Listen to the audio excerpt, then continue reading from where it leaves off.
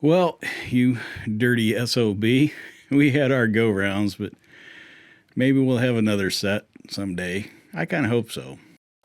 I call you the coal boar. That's spelled like the dirty black stuff, but sounds like C-O-L-E. Because I was thinking about Cole Younger, the outlaw, shot 11 times at Northfield, Minnesota, but refused to die.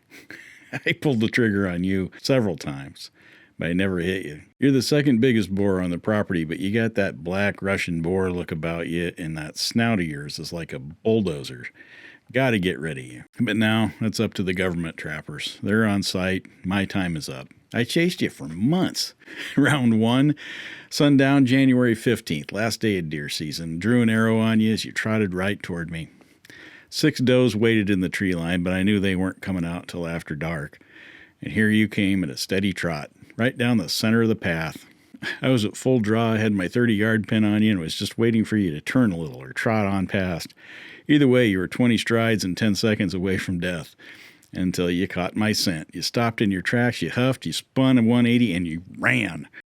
Round 2, you were deep into that pig bait that I brew.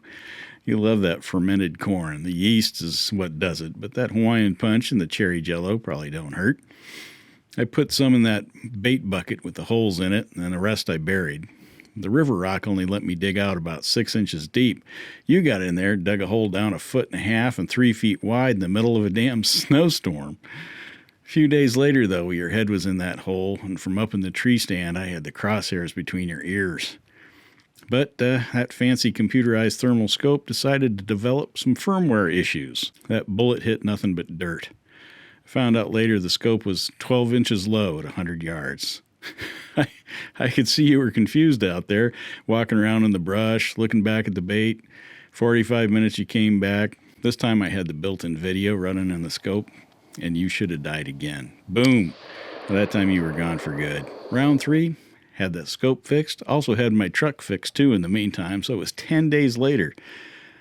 I'm there at 9 p.m. The full moon crested the ridge southeast about 10 p.m., and just about then a loud squeal down in the creek broke the silence. Those squeals in the night. Whew. A few minutes later, I saw you come up out of there. You paused and you looked at the bait, but you walked on by, up the ridge, into the timber. What the hell? But then the whole sounder came boiling up out of there, all 13 of them. And I wonder if that squeal was one of those sows telling you to get lost. That big old sow, one that always led the group, she walked up and stood right where you should have died. That poor girl. It took us a while to get around to round 4. You sure avoided that spot where the sow dropped. You became a creature of the Oak Ridge. That spot isn't worth hunting unless there's a north wind, though. But if the wind ever got right, I'd get within 35 yards of your wily butt. Every night you demolished that bait site, and I kept on brewing corn. Finally, the cold wind came, the sleet came, the ice formed, and I sat and waited. 25 degrees, 18 degrees, 15 degrees. Feels like 8, the weather app said. I sat there with my numb toes and hand warmers, and finally you came, but you had company.